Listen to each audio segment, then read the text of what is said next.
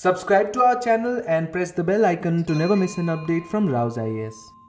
Hello and welcome to Daily News Simplified, an answer to what, why and how of newspaper analysis from the perspective of UPSC Civil Services Examination. Today we have taken up Delhi edition of The Hindu newspaper dated 8th of March 2021. The articles which we are going to cover today are displayed on the screen. Timestamping for the same has been provided in the description of the video. Let us now begin the discussion. So this first news which we have taken for today's discussion appears on page number 1. China gives green light for first downstream dams on Brahmaputra. So a draft of China's new 5-year plan that is to be implemented from 2021, which will be soon approved by the legislature of China, has given the green light for the first dam to be built on the lower reaches of Yarlung-Zangbo, or what is known as Brahmaputra River in India. Now, the inclusion of the project in draft plan suggests the authority have actually given the go-ahead to begin tapping the lower reaches for the first time, which marks a new chapter in hydropower exploitation of this river, which is being shared by China, India, and finally in Bangladesh. Now, this particular issue is very important from the perspective of GS paper 2 under international relations section, where you are expected to be aware about India and its neighborhood relations. And of course, China is one of the most important neighbors that we have. And so it is important for us to discuss few of the aspects of this particular development in China. But before we go into that, we need to understand some of the basic aspects of Asia's water condition. Water, we know, covers almost 71% of the Earth's surface. Every one of us knows that. But only 3% of that water is potable, which means only 3% of that water is fit for drinking, out of which 2% is held in glaciers and ice caps. And even that is rapidly shrinking because of anthropogenic factors. Now, it has been projected that 2 out of 3 people in the world will live in water-stressed conditions by 2030. And so this indispensability of water combined with scarcity creates a fertile breeding ground for potential conflict, and that is where this discussion comes into play.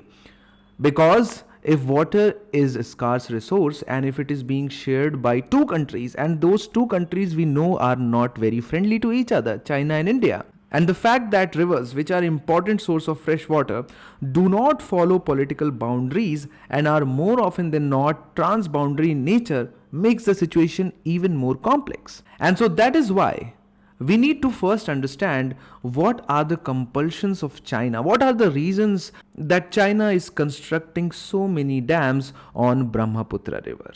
Now, first and foremost, just like India, China is also water stressed. China comprises 20% of the world's population but has only 7% of the world's water resources. So that is one. And in past 2 to 3 decades, due to rapid population growth as well as economic growth, the demand for water has been rapidly increasing in China. Apart from that, China has been historically a water scarce country and also has quite uneven distribution of its water resources.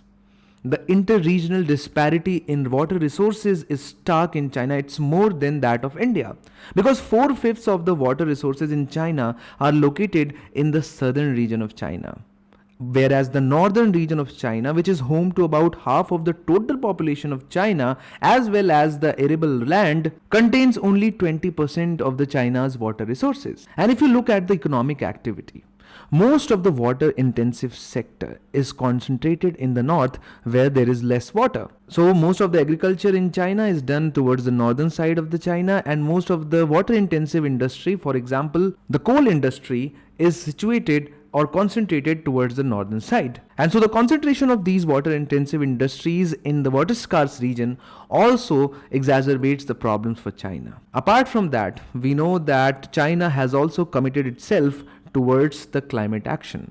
They also want to invest in renewable energy.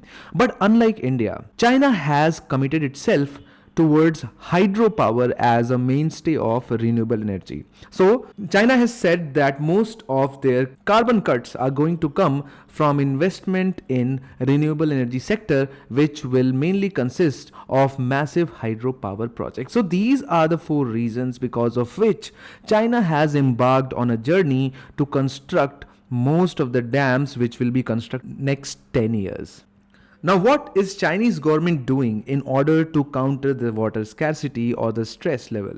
Now, for one, definitely China has invested in a lot of projects which try to enhance the water use efficiency, whether in domestic sector, industry or in agriculture. That is one thing. But what China in last one decade has resorted to a lot of water diversion projects. You dam a river and then you divert that water to water scarce regions of the country. Now that is where the problem is, because one of the important rivers which India and China share is Brahmaputra river, along with many other rivers which China shares with many other countries.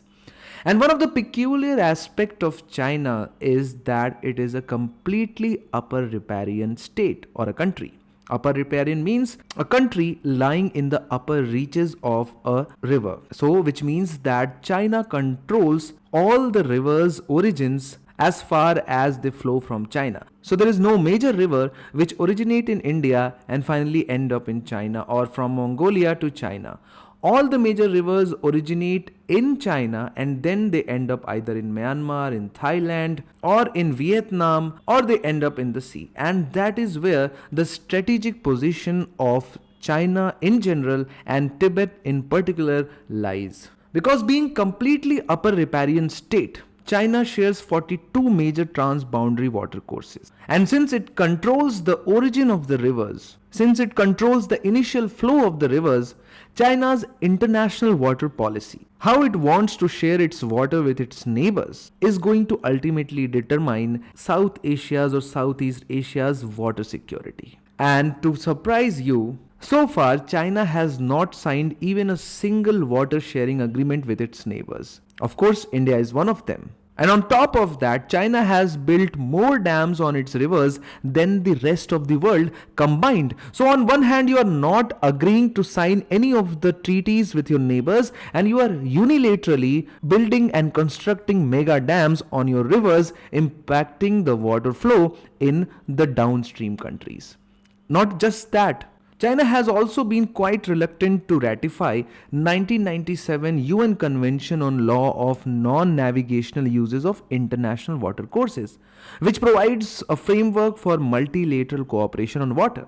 Consider this. Article 11 of this UN Convention mentions the need for states to share information regarding use of international watercourses. So non-ratification of this convention means that China is not obligated to share any kind of information on the flow of the rivers with its neighbors. Now we all know that even India and Pakistan have Indus Water Treaty on the major river which we share. And on top of that, China has now full control over Tibet. And control over Tibet means control over all the rivers which enter into India originating in Tibet, and this gives China an unparalleled advantage. And because of this reason, a lot of commentators have said that China has a potential to become hydro-hegemon. Hegemon means a dominant player or a supreme leader who is not bound by any rules and regulations. And so this is a serious cause of concern for India. And there are very, very valid reasons for which the Indian government is skeptical about these dams being constructed on a river which flows ultimately to India. Now, first and foremost, China says that these projects are run-of-the-river projects, wherein water will be returned to the river after its use. As such, there ought not to be any fears of diversion or hoarding or release of water later on in cases of flood. And so, China says that India should not worry. Whereas, what Indian government see is the size of these dams. These are massive, massive dams which are large enough to be converted into permanent storage dams at any moment of time. You have to close down the gates and they have become your permanent storage dams. And since China has not signed the UN Convention, we cannot access the data as to flow of the river. What we can do is that we can monitor the flow over here, but China is not sharing as to how much water is reaching here. So that is first cause of concern, that oral assurances have been given by Chinese side that these are run-of-the-river projects, but since there is no treaty, there is no obligation on China to keep these dams as run-of-the-river perpetually. then in absence of any kind of water sharing agreement with India, China can increase or decrease the flow at any moment of time. So, release of a lot of water in monsoon season will definitely cause flood in Assam, and the stoppage of water in lean season will obviously create drought-like situations. So that is the second major concerns that we have. Then the third of the concern, which is one of the most important also, is that all these dams, all these 4 dams which are announced, are located in tectonically active Himalayan region. And we have already seen in our DNS how large and mega dams increases the vulnerability of the region and make that area even more earthquake prone. And so once these large dams situated in a very small region, once they trigger a large earthquake, these dams might fail, which will then result in havoc in the downstream region of India. Now, any kind of water use or diversion leads to pollution, because ultimately even if these projects are run of the river projects, they are being ultimately diverted to either agricultural fields or to some industries, which will definitely pollute the water, which will then be brought back to India. And the disruption of the natural flow, the normal flow, the flow which is being happening since last million years, the disruption of that flow is obviously going to cause a lot of damage to the ecosystem which India has on its side. So this particular discussion is extremely pertinent from the perspective of UPSC mains examination.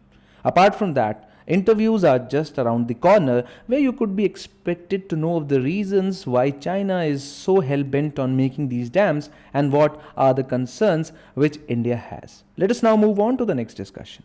Health first, fiscal prudence later appears on page number 7. And this article is about a very important and a flagship scheme of Government of India, that is Pradhan Mantri Ujjwala Yojana, which is about distribution of LPG cylinders to below poverty line households and mainly to women members of the family. And in this article, the author draws our attention to a very important observation, that is, in last few months, the usage of LPG cylinder in newer beneficiaries, the beneficiaries who got the free LPG cylinder under this particular scheme, has reduced to a great extent. Now, as such, we know that this is a very important topic for GS paper 2 under Governance, Constitution, Polity and Social Justice. For example, in 2013, UPSC had asked a question on midday meal scheme. The concept of midday meal scheme is almost a century old in India, with early beginnings in Madras Presidency in pre-independent India. The scheme has again been given impetus in most states in last 2 decades. Critically examine its twin objectives, latest mandates and success. So if you have to write this particular answer in around 250 words, you can clearly see that, leaving out introduction and conclusion, you have 3 main parts to the body: objectives, mandates and success. And you have to critically examine the success, which means that you have to evaluate its effectiveness. This is for the mains examination and this is applicable to any other scheme. Similarly, in 2018, UPSC had asked, with reference to Pradhan Mantri Kaushal Vikas Yojana, consider the following statement. This was asked in Prelims 2018, and the 3 options given over here are the features of the scheme. So now you can clearly understand that any important scheme of Government of India has to be prepared along this line: objectives and mandates, which will be basically useful for prelims examination, and analysis of its effectiveness mainly from the perspective of mains examination. And so in this particular discussion, we are going to do exactly the same. But before understanding the features of a scheme and its effectivity, we will have to first understand the need for such a scheme. Why is Government of India interested in distributing so many LPG cylinder to so many households? And main reason behind that is limited LPG penetration in our country even now, and more so it was 5 years ago. Because if you look at the usage of LPG cylinders, in urban areas, it is mainly prevalent in middle class and affluent sections of the society.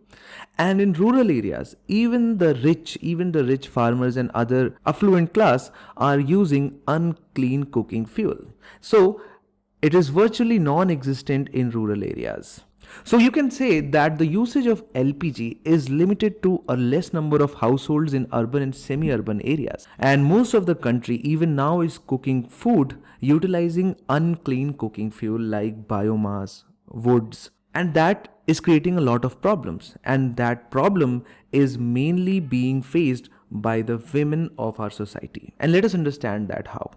First and foremost, everyone knows that there are serious health hazards associated with cooking based on fossil fuels. So, one of the estimates by WHO has said that around 5 lakh deaths in India alone occur due to unclean cooking fuels. And most of these premature deaths were due to non-communicable diseases. Such as heart disease, strokes, chronic obstructive pulmonary disorder or lung cancer. And since women are the ones who cook most of the foods in our society, most of the burden is being borne by them. Then burning of fossil fuel causes a lot of pollution. And this is just not the indoor pollution which is being inhaled by the children and the women, but it also leads to a lot of outdoor pollution. For example, biomass used for cooking contributes up to 30% to the surrounding PM 2.5 at the national level. This is more than the contribution of transport, crop residue, or even coal burning. Not just that, the time and the energy spent by women on collecting these fuel, for example wood or any other form of biomass, is immense. And that is one of the reasons why women are not able to educate themselves or spend their energy in their skill development. Because when they are not cooking, when they are not taking care of their families, they are out in the open either searching for water or searching for cooking fuel. And so this is the reason why Government of India thought, why not provide free LPG connections to the below poverty line households, which will in a single stroke solve 2 to 3 problems at the same time. Since now we have understood the need of the scheme, it's time for us to look into the features of this particular scheme. And features are quite simple. Under the scheme, 5 crore LPG connections are to be provided to BPL households. The scheme provides a financial support of rupees 1600 for each LPG connection to the BPL households, interest-free loan to purchase stove and refill by oil marketing companies, and the administrative cost of these rupees 1600 per connection, which includes a cylinder, pressure regulator, booklet, safety hose, etc., would be borne by the government. So basically what it does is that it reduces the initial cost of setup of a LPG connection, which is also immense if you consider the financial condition of a BPL family. Since we understand the need, the outcomes would be immense. It would result in better health of women. It will save a lot of time and energy which can then be invested in somewhere else, something positive to enhance their own skills or at least the rest. And then finally, it will lead to a lot of employment creation, because making these LPG cylinders reach to every nook and corner of our country, to all the villages and districts, will require immense supply chain management. It will require a lot of distributorship, it will require a lot of transport, and it will require a lot of people who will deliver these LPG cylinders to the villages. And so it will lead to the employment creation in rural areas, especially to the youth people. And so now let's see how this scheme has fared in last 4 to 5 years. And for the assessment of this particular scheme, I would like to draw your attention to these 2 charts over here. Now chart 1 shows new connections every year. So for example, in 2016, around 200 million new subscribers, which means around 2 crore new subscribers were added under the Pradhan Mantri Ujjwala Yojana, which is in darker shade of blue. Apart from that, many non-beneficiaries also took the connections, and this number has continuously increased through years. And so what is the situation in 2018 and 19? And now you can see in rural areas, around 48.3% people have shifted to LPG connections, whereas still 45% of the people are using the firewood even in 2018 and 19. Similarly, in urban areas, as we have seen that around 86% of the people have LPG connections, whereas in total, still around 31.2% people in our country do not have any kind of LPG connection, whereas 61% have LPG connections. So as far as giving connections are concerned, this scheme has been extremely beneficial, as it has brought a lot of people, significant people in India, under the ambit of LPG connections. But does that mean that these people are also using the LPG for cooking? And that is what the main contention of the article is. Because according to the National Sample Survey carried out by National Statistical Office, most of the people who got the connections under Pradhan Mantri Ujjwala Yojana are not using the connections, and that has been summarized in these two charts over here. Now, the sample size for this particular survey was around 1 lakh household, which is not very big, but it is significant enough. And what it found is, out of 100 households having LPG connections under Pradhan Mantri Ujjwala Yojana, only 43%, which is the green zone of this particular bar, are still using, which means that more than half of the people, although have the connection, but are not using the LPG. Of course, this is much less in urban areas as compared to rural areas, but still there is a significant gap even after the implementation of the scheme. And as we know that this particular scheme targets below poverty line people, and if you include poorest 20% and the poor, more people, 44% of the people in poorest section of our society are not likely to cook with LPG, and that was found in the sample survey. And now, what is the reason behind this? If they have got the connection for free, if they are getting subsidy for cylinders, especially during the lockdown period, why are they reluctant to carry on with LPG cooking? And according to author, there are three main reasons behind it. First and foremost, even the subsidized price of LPG cylinder, even after you directly transfer the benefit to the people belonging to BPL society, even that price is unaffordable for a BPL family. Then we know that most of the biomass in rural areas is available for free. The trees die, their woods become available. Most of the people in rural areas have some kind of animals, and so when animal dung becomes available, it is dried and can be used as a cooking fuel, and that is still freely available as opposed to 400-500 rupees per recharge of an LPG cylinder. And then finally, the government has also reduced the subsidy being given on LPG cylinders, because government believes that international prices of LPG are very low and our domestic prices of LPG are connected with the international prices. But according to the author, this might not be true after a few months, when the demand of the LPG will pick up and the prices will soar, and so the low allocation by the government is not going to be of any help of BPL families in our country. And so what should be the way forward? And according to the author, the way forward is better targeting of households. What does this better targeting means? Now author says that do some data mining, do some analysis, find out who are the families who have gradually reduced their LPG recharge, who are the people who are not recharging their cylinders, not refilling or not using the Pradhan Mantri Ujjwala Yojana scheme. Find out those families and increase the subsidy for these families. So that is one of the way forward which has been suggested by the author. So this discussion is extremely pertinent from the perspective of UPSC mains examination as well as prelims examination, where you are expected to understand the objectives, mandates and its analysis of the implementation of this scheme. Let's now move on to the next news. Railways and a question of transparency appears on page number 7, and this article has appeared in the newspaper in the context of the presentation of Union Budget 2021 and 22 recently. In particular, the article discusses the poor state of finances of the Indian Railways. The financial performance of railways can be measured through the operating ratio. Officially, the operating ratio of Indian Railways is around 96%. However, according to the article, the official operating ratio is understated. In reality, the government has not taken into account full pension payments for the railway officials. This has been done deliberately to keep operating ratio lower, according to the author. Now, going forward in future, on one hand, the overall expenses of the railways are set to increase due to implementation of 8 pay commission.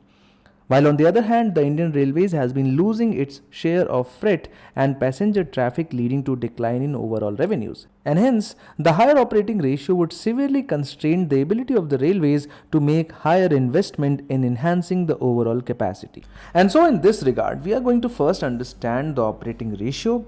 What is the vicious cycle of Indian Railways from which it is not able to extricate itself? We are also going to discuss how privatization may lead to some of the solutions, and then we will also try to solve a mock mains question and how to write that answer.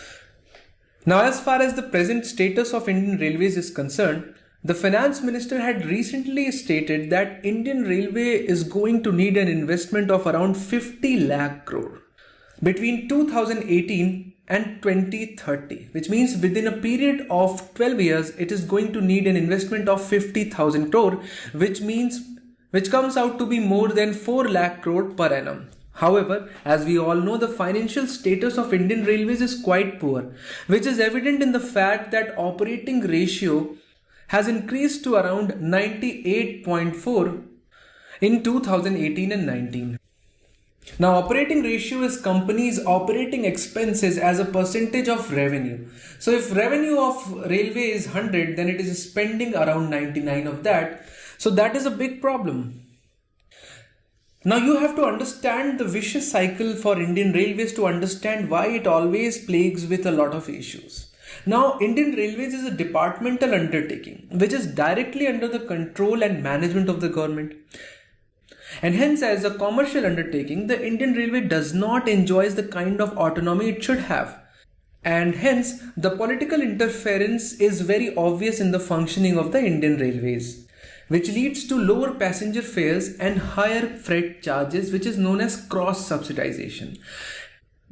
Most governments are reluctant to raise the prices of the passenger fares because then it will directly impact the votes. But governments regularly increase freight charges, massively hurts our industrial production as well as transport. And this cross subsidization leads to higher operating ratio, as we saw, because we are not increasing the passenger fares.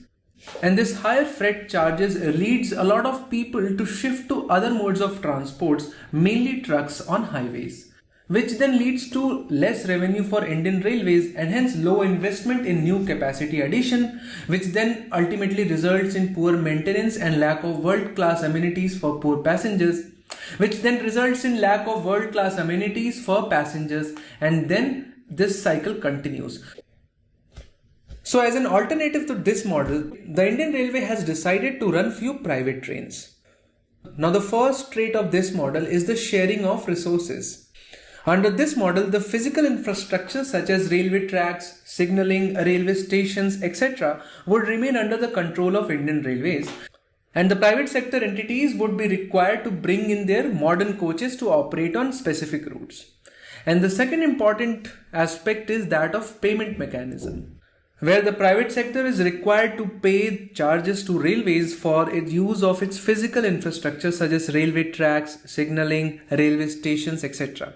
Apart from that, private sector operator needs to share the revenue with the Indian Railways as well. So now you can see where we are going. It tries to break two kinds of nodes in this vicious cycle. So let us now analyze the benefit of this mechanism to various stakeholders. So if we analyze the stakeholders, there are three such stakeholders in this particular equation. The first is Indian Railways, then is the private contractor, and then finally the passengers. Now let us start with the passengers. It will obviously benefit them because it will enhance the choices available to the passengers. At the same time, private sector operators would be forced to attract passengers and hence they would compete with each other to provide better and better facilities. And also private sector participation would expand the passenger capacity and hence benefit passengers.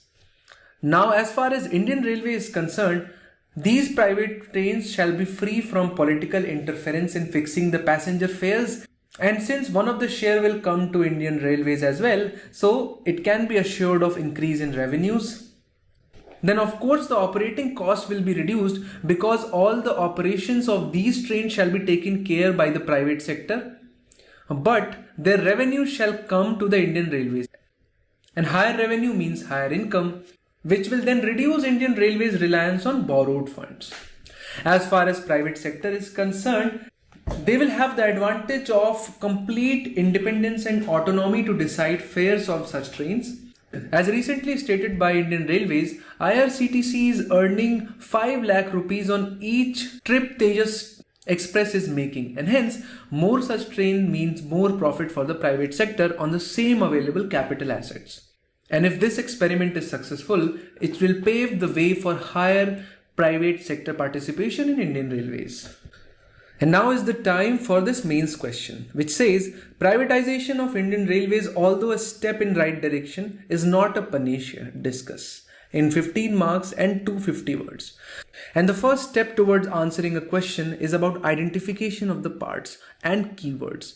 So one of the keyword you can directly see is discuss, and another keyword is panacea.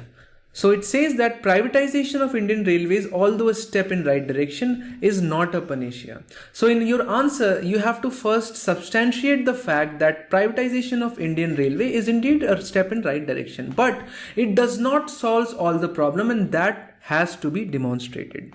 So any approach towards mains answer should start with introduction. And there can be various styles of writing introduction. It could be about data. It could also be about any recent event. It could also be definition. So in this particular example, either we can start by defining what privatization of Indian Railways mean, or we can also start by saying that recently Government of India has taken a decision, or Indian Railways has taken decision to increase the participation of private sector in management of Indian Railways. So that depends upon the personal choice. But one thing should be important is that introduction should be relevant, and it should lay the grounds for the body part.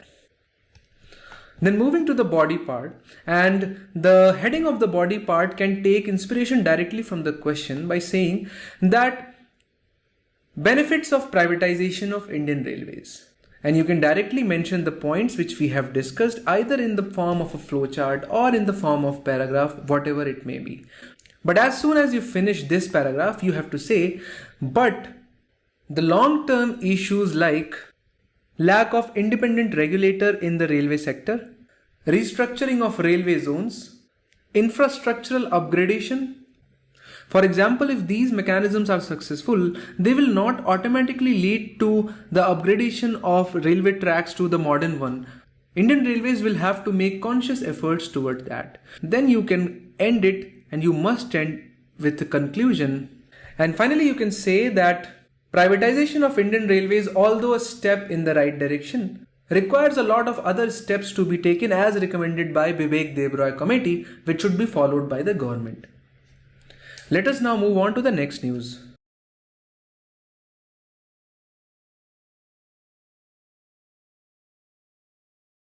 Janaushadhi is helping the poor, says Modi, appears on page number 10. And just like any other, this flagship scheme is also very, very important from the perspective of UPSC examination. So urging people to buy affordable medicines from Janaushadhi Kendra, Prime Minister Narendra Modi inaugurated 7,500th Janaushadhi Kendra at Shillong. So 7,500 Janaushadhi Kendras have already been opened in our country. Let us first understand what was the intention of the government behind launching of this scheme. First and foremost, to make quality medicines available at affordable prices for all, and particularly the poor and disadvantaged. We already know that India is experiencing one of the world's highest out-of-the-pocket expenses in healthcare, and this leads to a vicious cycle of poverty. Poverty means higher incidence of disease, which means higher out-of-pocket expenditure, which then means catastrophic health expenditure, which then leads to higher debt and increasing level of poverty. And so to minimize that, so this was the main idea behind this. The second was, government always has wanted to popularize generic medicines. As we know that generic medicines are quite cheaper as compared to the branded drugs. Now the question arises, why are they cheaper? And the reason behind that is very simple. When a company develops a new drug, often after years of research, it applies for a patent which prohibits anyone else from making the drug for a fixed period. Now, to recover the cost of research and development, companies usually price their brand name drugs on a very higher side. Once the patent expires, other manufacturers duplicate and market their own versions of the same drug. Since the manufacture of these generic drugs do not involve a repeat of the extensive research and development and clinical trials to prove that they are safe and effective, because it has already been done by the original drug manufacturer and discoverer, it costs less to develop them, and that is why generic drugs are much cheaper. But they being cheap results in the notion that they are less effective or ineffective. And so people have a notion that these generic medicines are of low quality or inferior quality and are less effective. And so one of the reasons behind launching this scheme was to dispel this myth.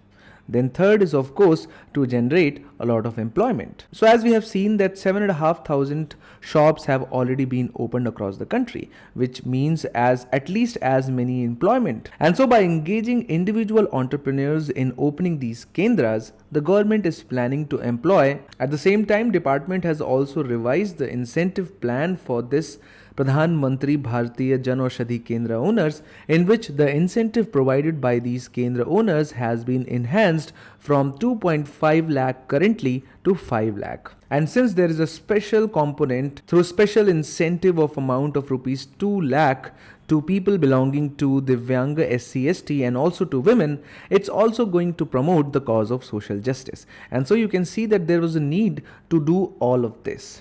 And for that, Government of India launched Janaushadhi scheme. The objective was making available quality generic medicines at affordable prices to all through exclusive outlets, Pradhan Mantri Bharatiya Janaushadhi Kendras.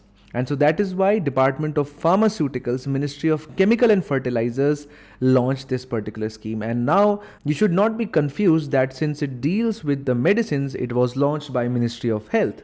So what does these shops contain? They contain all therapeutic medicines. Apart from medicines, it also supplies surgical items. And under the new modified scheme, Ayush products, Ayurveda, Yoga, Unani, Siddha and Homeopathy, and specifically Ayurvedic drugs are also available along with the generic medicines.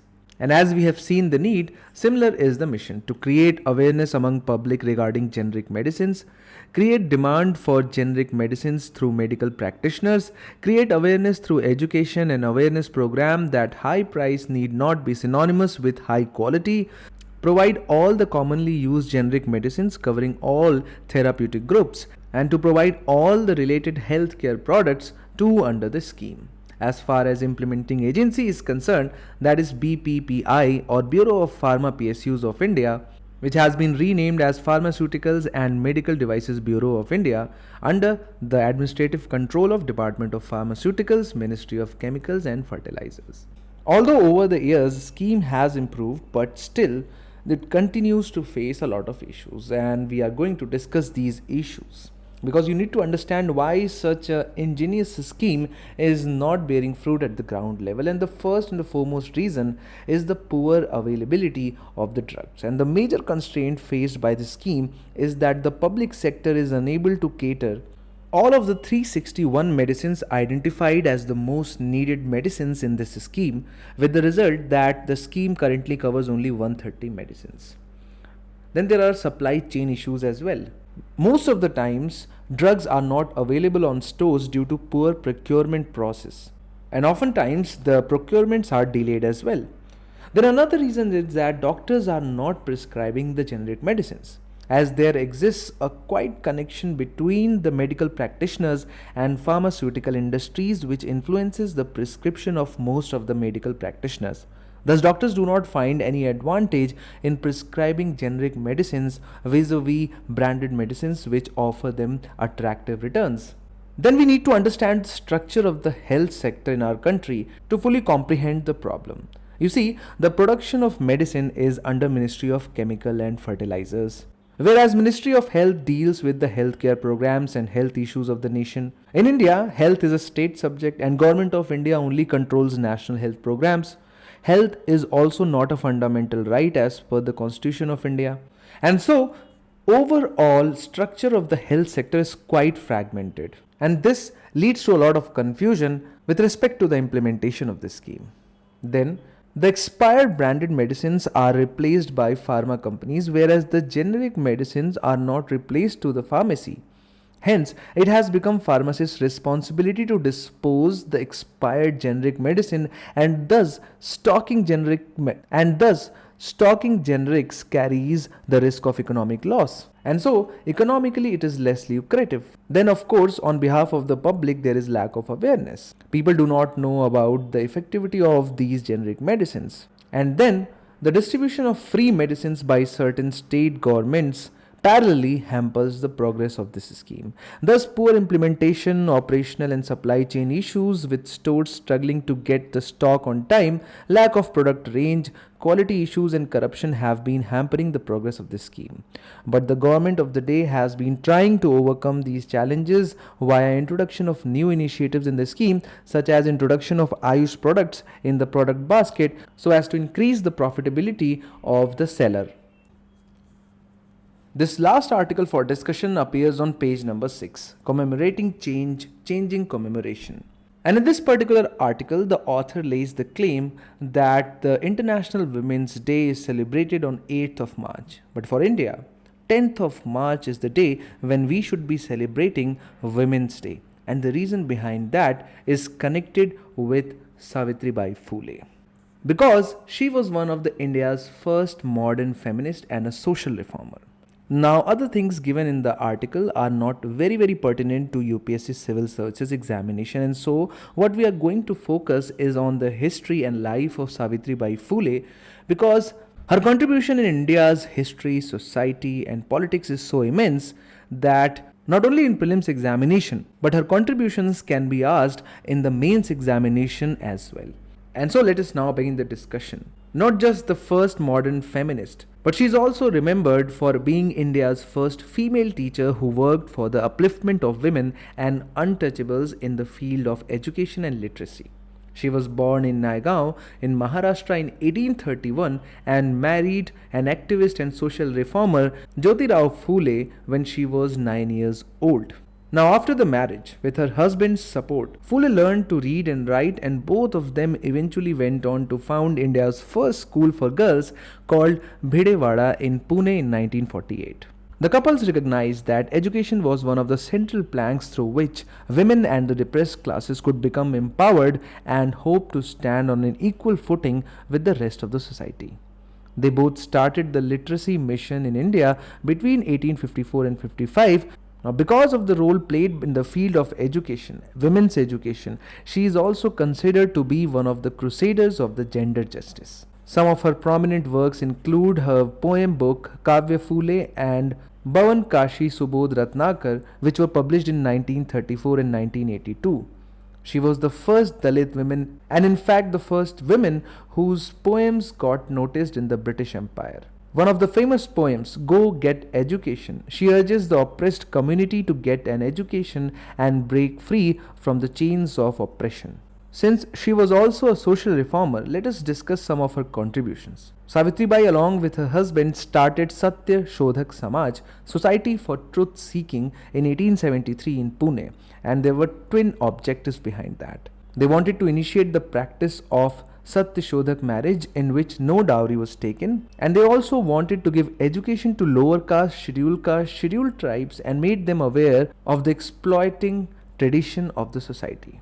Then she started Mahila Seva Mandal in 1852, which worked for praising women's consciousness about their human rights, dignity of life and other social issues. Then first ever infanticide prohibition home of India was started by her in 1853. Then she campaigned against child marriage while supporting widow remarriage. In 1890, Jyoti Rao passed away, and defying all social norms, she lit his funeral pyre, which challenged not just the caste system but also the patriarchy. So now you can understand how radical the couple and especially Savitribai was, even with the modern values of feminism.